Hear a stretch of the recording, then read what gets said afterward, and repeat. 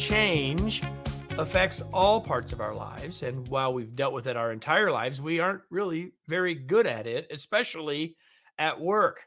Today, we're going to talk about the predictable players and steps in any organizational change effort. As we understand these steps, we can champion or captain, as my guest would say, change more effectively.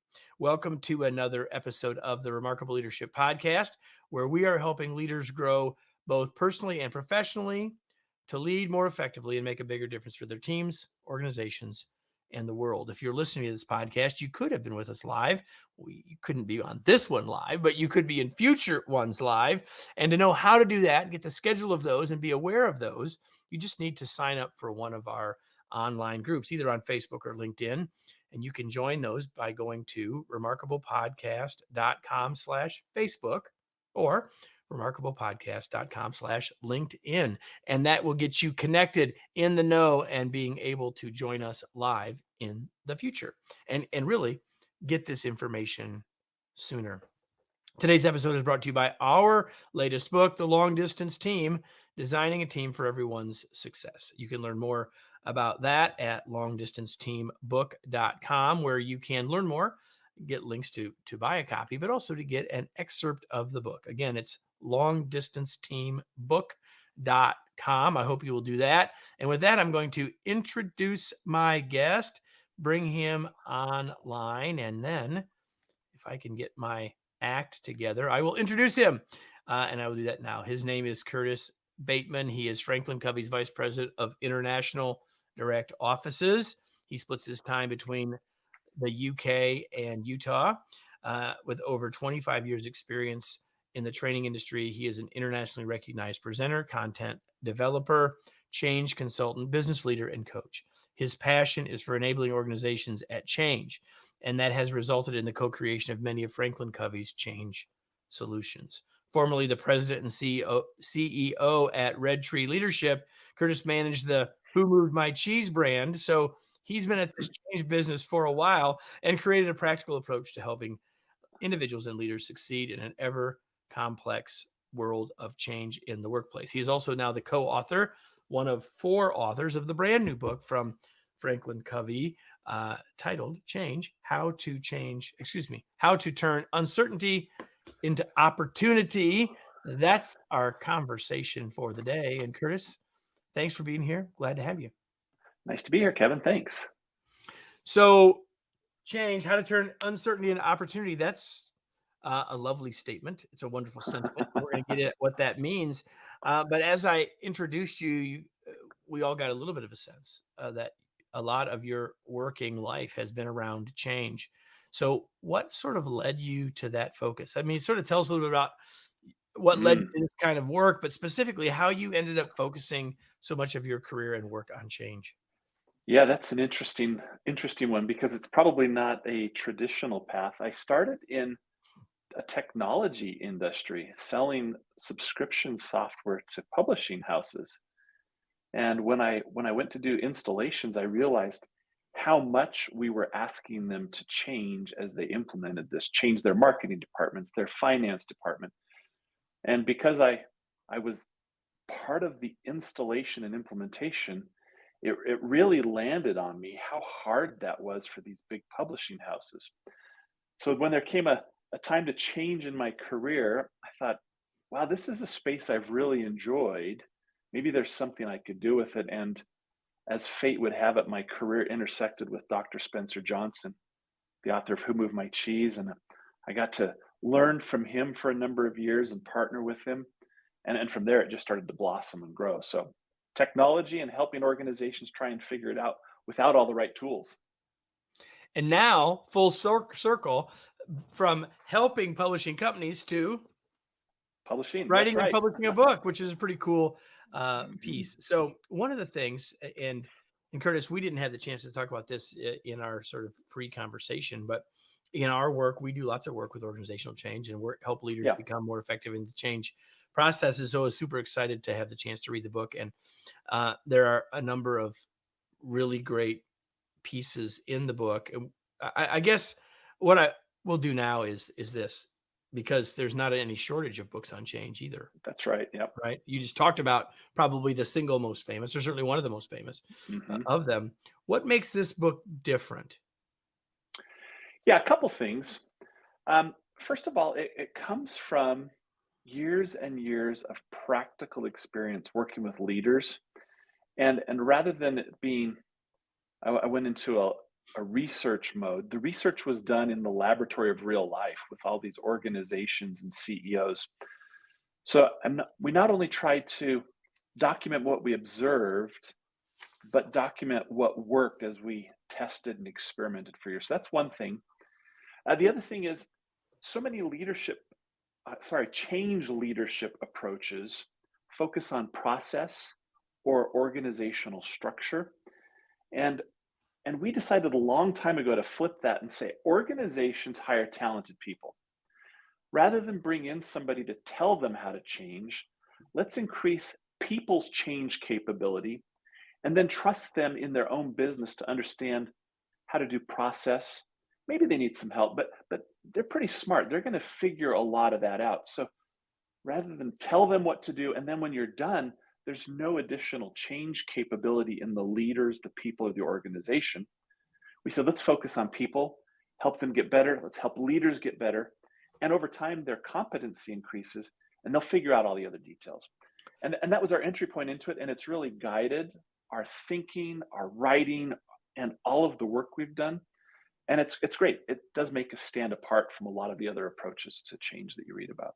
Yeah, so it really aligns with the way I think about things in two important ways. One is that it's individuals that are doing the changing, right? Mhm.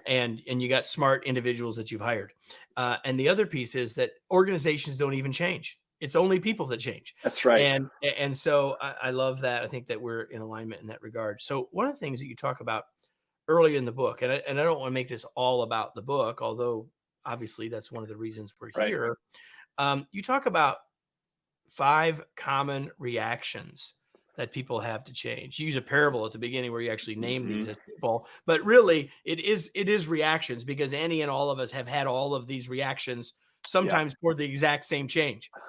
So walk us through what these 5 common reactions are. Yeah. I like the way you set that up because you said all of us may have had each of these reactions, which means the reaction isn't right or wrong. We're not labeling a person as that type of reaction. We're just saying in that moment, there was a reaction. So there's probably hundreds of reactions, but in the work that we've done, um, there are 5 really common ones that show up. And that's where we wanted to start to help people really grasp, oh, it's a reaction. And now I have a choice. So the first one is move. This is an individual that really is enthusiastic about something new. Maybe they were bored, maybe they don't like their work, or maybe they just thrive on new challenges. There's a strength to that. You got a lot of energy. The weakness might be that you go barging ahead unprepared or unskilled and you cause problems. You create a lot of commotion. So a strength and a weakness, move. And then Oh, you've got, and oh, by the way, they're the ones most easily influenced by the next new oh shiny yeah, object. Oh, shiny object. My kids call it squirrel. it's great. And Exact. I was going to say that, but yeah. So yeah, so and there are strengths there that you can leverage. If we're talking about leading chains, that's a strength, but you need to learn how to leverage it so that you minimize the weakness part of it. The second reaction is minimize, and this is a person that is managing their energy, managing their reaction, perhaps saying, "Gosh, I've seen a lot of changes come and go, so I'm going to do the least amount possible until I really see that I should engage." And that's okay, but it's a reaction based on experience and paradigm. they're Then not we've got necessarily resistant or in the way. They're just cautious. let's wait and see, right? Mhm. And the great news is, as a leader, if you recognize that, you can do something to engage with them and help them start to pick up the pace. So you're right, that's not a bad thing. So then we have wait. Wait is saying, gosh, I've seen a lot of changes come and go, and they often just stop and go away. So I'm going to wait this out. We're just going to that's sit right. back. This too shall pass. Uh-huh. because it's happened so many times in their career. And I like how you fold that. Yeah, prove it to me, right? They're just saying, I can outweight you on this, and when it goes away, I'm all the smarter for not having spent any energy on this. Then you get into less desirable categories, but there could be purpose in it. So resist is actively pushing back against the change. This might be the person at the water cooler trying to undermine what they just heard in a meeting where the leader's talking about a new change. Now, maybe they know something that's been overlooked. Maybe they understand because of some expertise something that's been just forgotten about. So there could be validity in it. And that's why it's important not to label Kevin as you're always a resist. No, in this circumstance, there may be a reason for it. Let's figure that out and then let's move past it. And then as a If we ignore their perspective, there's we may risk. be missing something. Because That's as right. a leader, we've been thinking about this longer than anybody else, which is one of the reasons we're past some of this. But the reality is that we have blind spots too, and we want to make sure that we're acknowledging that resistance, and see what we Yeah. can learn from it. Right? I like that you said that because leaders so often they start to work on it and they become increasingly narrow in their focus. I don't want to use the word myopic, that has a negative connotation, but it is, they become narrow in their focus as they say, we're going to do this, we're going to do this. And they start to commit and they have possibly created that risk of not gathering all the right data, the right inputs. Yep. And then there's quit and quits, just labeled under the category of quit. But one is, I'm going to quit and leave. I don't like this change, which is so interesting because if you quit and leave, you're initiating a significant personal change, but you're doing it because you feel like it's going to be better for you. You have more control of it. And then there's quits, which is what we call in common terminology quiet quitting. I'm still here, but I'm not doing anything. Yep. So how is that different from weight? Weight is still quite a bit more influenceable than quits. Um, and this is one of the things that leaders can do as they observe each of these reactions. They can identify what would it take to influence this person to help them engage with the change.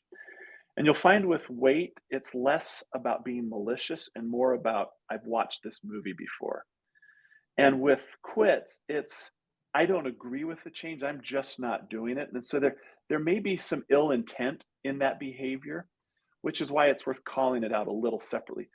That doesn't make either one of them unsalvageable. It probably just means there's a different journey to take them on. Yeah, that actually leads me to where I wanted to go next, Curtis, which is, and we're talking with Curtis Bateman, one of the four co-authors of the book Change: How to Turn Uncertainty into Opportunity.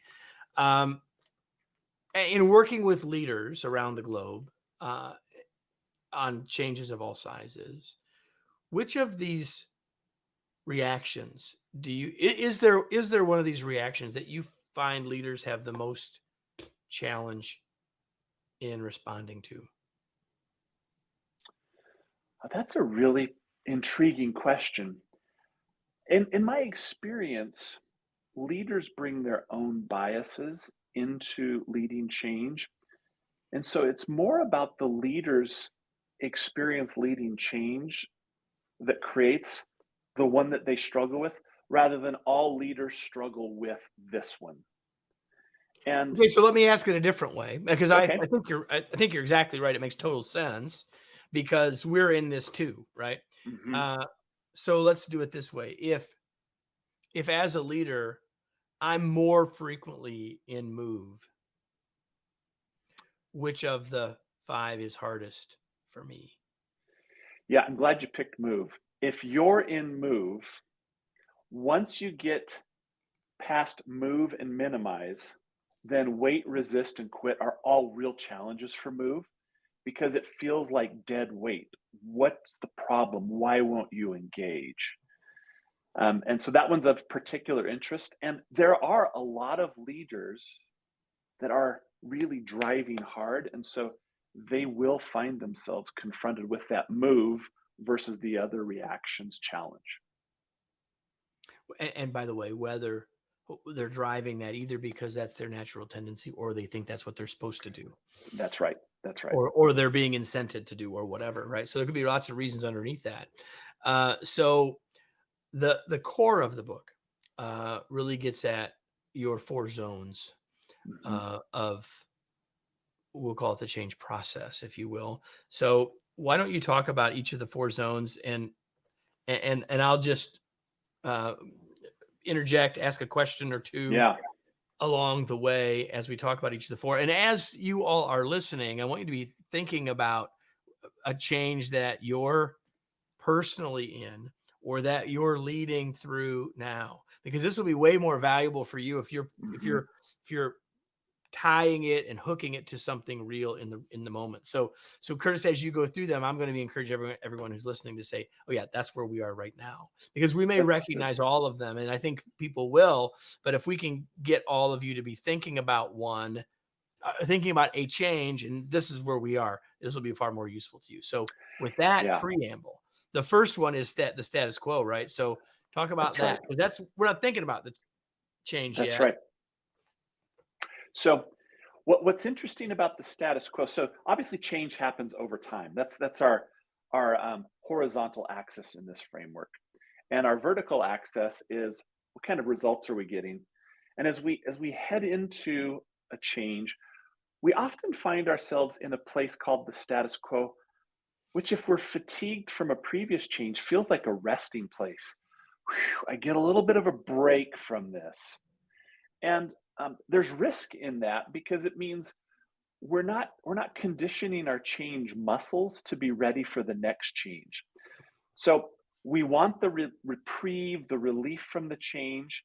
And if we're not careful, we can actually put ourselves at risk for the next change. So, zone of status quo, getting the results we expect, it's predictable, and we're not actively in the middle of a change. And then a change gets introduced, either externally or internally within our organization. And the minute the change gets introduced, we start to decline over time in the results that we're getting. That might be a financial result. Maybe it's employee engagement. Maybe it's our own personal engagement as a leader. Maybe it's opportunity cost. But whatever the case, when a change is introduced, there's always this decline or impact on results in the second zone called the zone of disruption. And the zone of disruption is really where individuals and leaders are looking to gain clarity. They want to know what's changing. What is it that's really changing and why is it changing? Do I agree with the why? And then the ever important one that we all care about, what does it mean to me? What does it mean to me? Me personally, as a leader, as an individual, if I'm a leader and it has two different meanings for me. Yep. And so, and until we gain some clarity, Kevin, in that zone and we can answer some of those questions, we actually get stuck in a period of decline in the model until we can answer those questions and move through this doorway, which is called the point of decision, where we make the choice to start working on the change.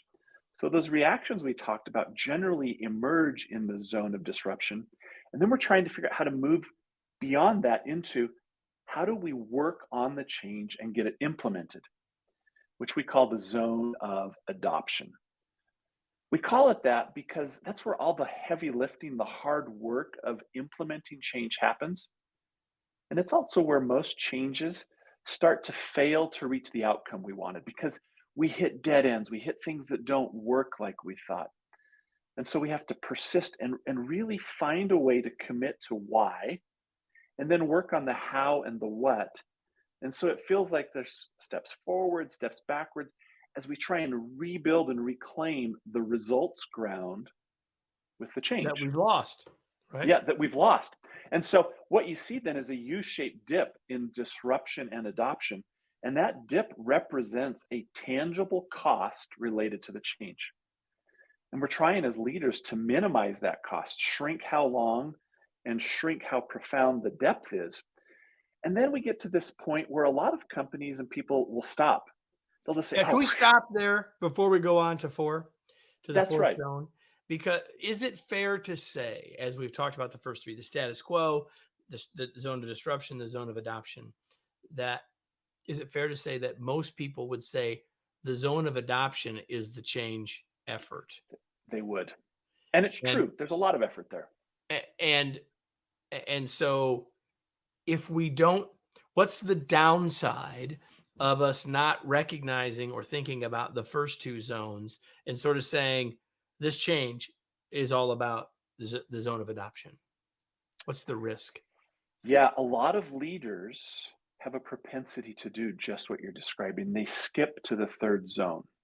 So you've seen this movie before, I can tell. um, so what's the risk? The risk is our people don't come with us. And when our people don't come with us, we end up just driving at it and saying, do more, but we haven't captured their hearts and minds. They don't have a reason to engage. So they're not helping us. We're pulling them along rather than having them lead the way because we're enabling them to engage with the change. So we miss leveraging all their capability. We miss leveraging their hearts and their backs. We miss their creativity, and we create more work for ourselves as leaders. So, and it's a very common mistake to skip right to that point in the change process. And I think there's another piece to that. Everything you said, yes, yes, yes, yes, yes. And I think the other And piece of that is, and because what you're describing is on a timeline, and you said it earlier, that as leaders, we're involved in this change earlier, have more, whether we're the one implementing it or not, whether we're yep. all right initiating it or not. Hmm. Like we've Hmm. had more time to think about it. We've had more time. Like we have already gotten through, in a way, the two zones for ourselves, That's and right. now we think because we're there and it's completely clear to us, it should now be clear to everyone else. You use a metaphor in the book, what I'm going to call the movie metaphor, about if someone comes into the movie late. So talk about that, because I think this is what happens. Like, It and this is. is why we, one of the big ways that we as leaders mess this up. We're ahead of everyone else mentally, intellectually, and emotionally, and we can't see why they're not with us. And we forget that it may have taken us 2 months, 6 months to get to that point. And somehow we want them to hit fast forward and go through that emotional journey, which it's not a reasonable request to make. It's poor leadership, right? It's just not a reasonable request. But we do it all the time because we haven't stopped to consider what you and I are talking about right now. So in the story in the book, we talk about, if you show up late to a movie and you don't learn who the protagonist is, what's actually created the friction point for the whole story of the movie, you spend the whole movie trying to catch up and figure out why are we in this circumstance. And it makes it hard because you're a confused passenger in the journey rather than being able to savor, enjoy, learn from, grow from, or in a change context, participate in. And so, Well, let's just go back on what you just said. How, uh, you know, uh, virtually by show of hands, for those of you that are here live, actually, you can raise your hands. Like, how many of you ever have been a confused journeyer on a change? And like every hand is being raised, right? yep, And it's yep, related to this propensity for us to go too quickly, assuming everyone else can go far quickly in this journey than we have. yep. Which is why, I've done some research on this with participants over about a decade. 88% of people expect the change to lead to something worse for themselves. And that's not because it always does, but in their experience, because they walk in after the opening part of the movie, it's always such a rough ride for them that it makes it even hard to recognize the value, if there is value created at the end of the change process. And to your point, 88%, but even, whether it's 88 or 68 doesn't matter. 60, who cares? The reality is as human beings, we're wired to have a negativity bias. So Mhm. even if we could get people to go back in their history and say which ones were positive and which ones were negative, even if more of them were positive than negative for themselves, that's not what they remember. So when That's we're right. in it, that's still the mindset we've got. Mhm. And that's the mindset that leaders can recognize and influence. And imagine if you could just help with this one idea we're talking about. bring your people on the journey of how we got to do the why and the what we're doing. Imagine what that would change from their mindset as you ask them to engage in the change. How much better would the change go?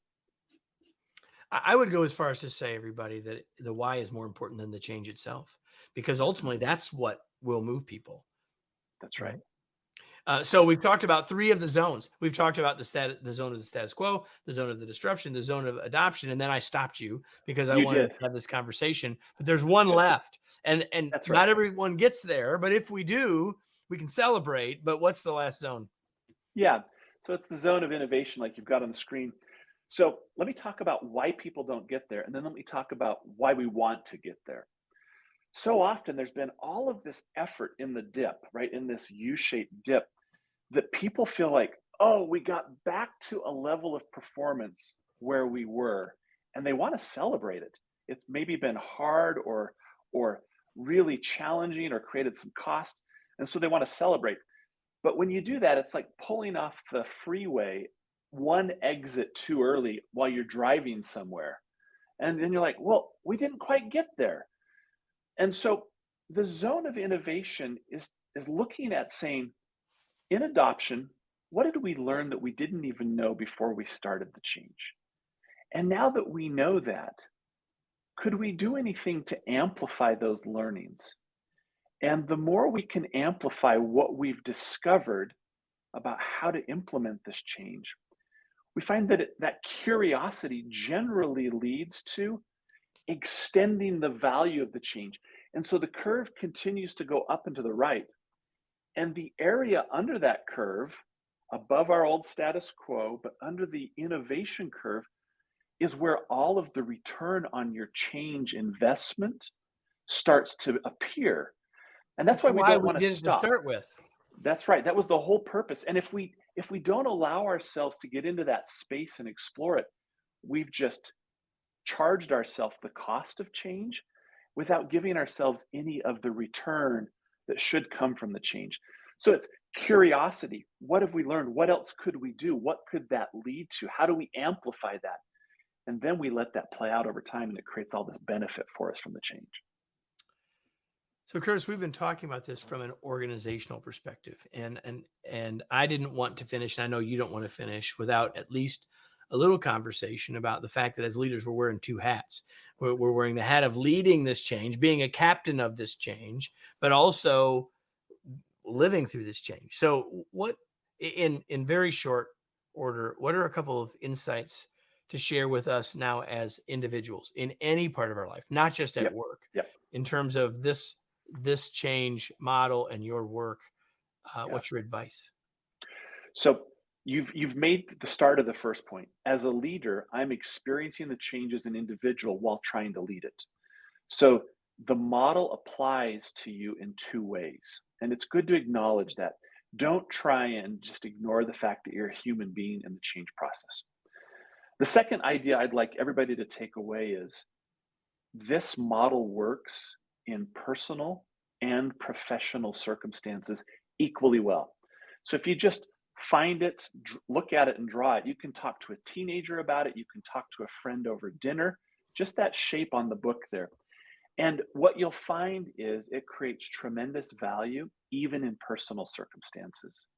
And that's what we want. We want it to help people, teams, leaders, and organizations. And the model that works in all four of those scenarios.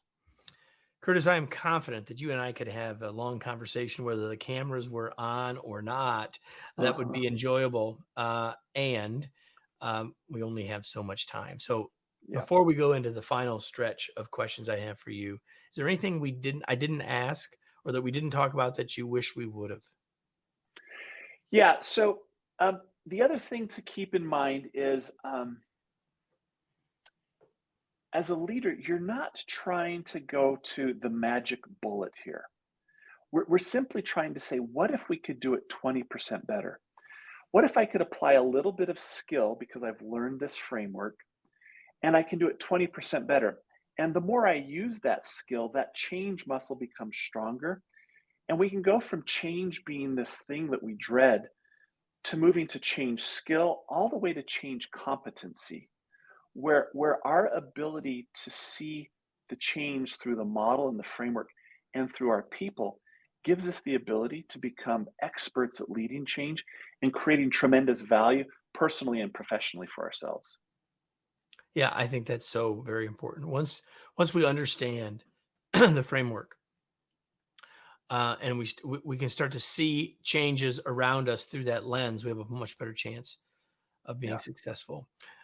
So a couple of other things, Uh-huh. Curtis, before we finish. One is when you're not working with clients, working with other Franklin Covey units, what do you do for fun?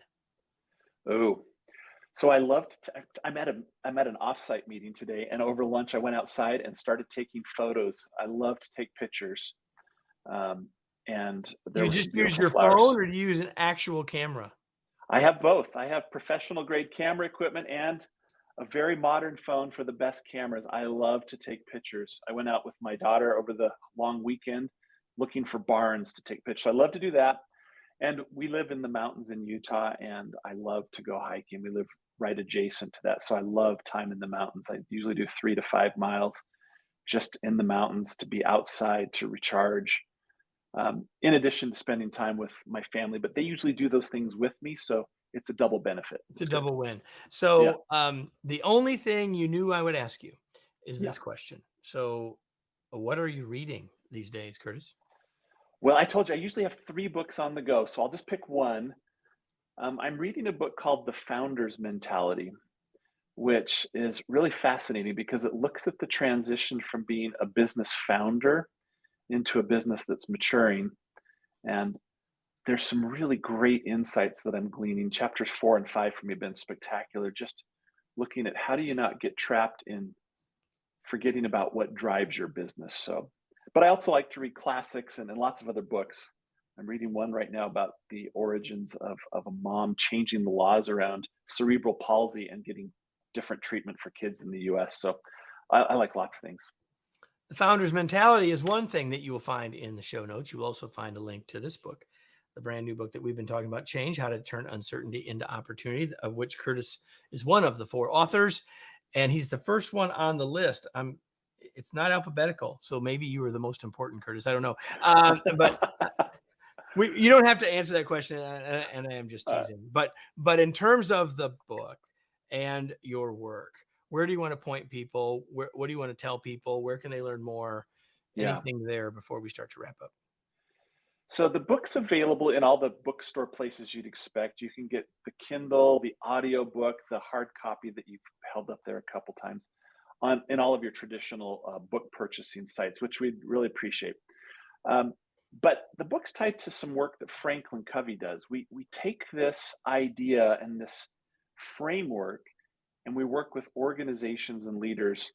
And so if you go to franklincovey.com, you can find out more about where we do keynotes on this, where we'll do programs, where we'll work with leaders to help them create transformation and change in their organization. So that's at franklincovey.com.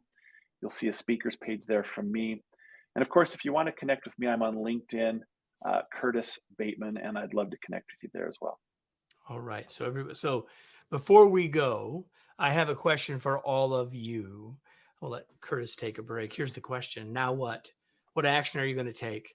I prepped you for this earlier by saying, as you're listening, think about a change that you're living through right now. And so hopefully there's something from that lens, from those current moments that you can take from what we've just been talking about. So the question becomes, what are you going to do with what you got here? Because if you don't, the value that you will have gotten here is far less than it would be otherwise. So I challenge you with that question. I urge you to ask that question.